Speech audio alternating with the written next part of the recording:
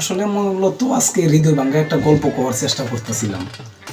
তো গল্পটা হইতাছে আমি সবাই লাগে না, এটা যে সবাই শুনবেন এরকম কিছু না, যে সব অডিয়েন্স আমার যত বন্ধু বান্ধব আছে তাদের জন্য না, আমি মূলত একজন ব্যক্তির উদ্দেশ্য করে এই গল্পটা আমি শেয়ার করতাম চাই।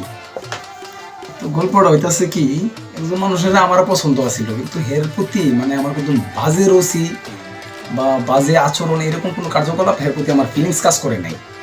তো যাই হোক, একটা গল্প কই শুনেন। কোন এক রাজার একটা খাস দাসী আছিল।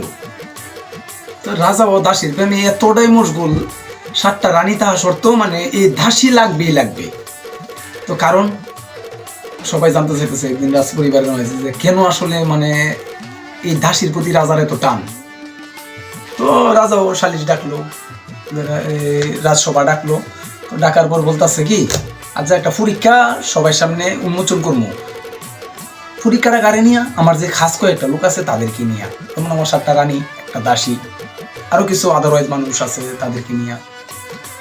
তো রাজা হঠাৎ করে হুকুম করলো যে ই করো, তোমরা যেটা তাড়াতাড়ি ধরতে পারবা এই জিনিসটা তার, মানে যত দামি জিনিসই ধরতে পারবো না, কে লেগে যে আগে হাত লাগাইতে পারবো দামি জিনিসটার মধ্যে এটা হের। তো সবাই কেউ গিয়া সোনার থালা, কেউ বড় ওই রাজ সিংহাসন, কেউ দুইটা লাইলো আপনার মানে রাজ হাতি, যেটা রাজা চলাচল করে, কিছু বাহন। এদিকটা দাসী খাড়ায় রয়েছে, রাজার হাত ধইরা চেপটা। এটা কেউ ফলো করে না, যেহেতু রাজারা অনেক সময় আগে দেখতাম যে আমরা বড় জুব্বা পরতো, তো জুব্বা পরার কারণে হয়তো কেউ দেখে নাই। তো ই করতেছে, রাজা বলতেছে যে আসলে তুমি কিন্তু কোনো কিছু ধরলা না, তোমার কোনো কিছু লাগবো না। তো এই চাদরটা এভাবে উড়াইয়া দেখাইছে আমি যে দৌড়ে আছি আমার আসল জিনিস, মানে আমি তো আপনারা ধরছি, আপনারা বলে তো আমার সবকিছু আছে।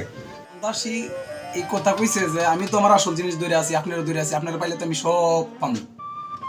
এখন তো আপনারা যদি চাই বা আপনারা যদি আমি পাই তো সবই তো আমার, আদার জন্য কিছু ধরা দরকারটা কি। তখন রাজা কইল কি, দেখ আমি আসলে কি লাগে দাসীর লাগে পাগল, সবাই ধন দৌলতের কাঙ্গালি, সবাই যত আছে রাজা রাজ পরিবারের সবাই ধন দৌলতের সম্পদের কাঙ্গালি, কেউ আমারে চাইল না, এই দাসী এখন তো আমারে চাইছে একমাত্র, এই কারণে আমি দাসী প্রেমে মশগুল।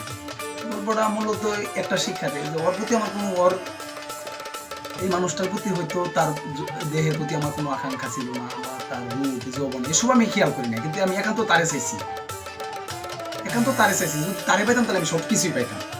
আর যদি শুধু আমি মানে যৌবন দেখতাম, রূপ দেখতাম, কিছু যৌন লালসা তার মধ্যে আমার কাজ করতো, তো জাস্ট যে কোনো একটা পাইতাম।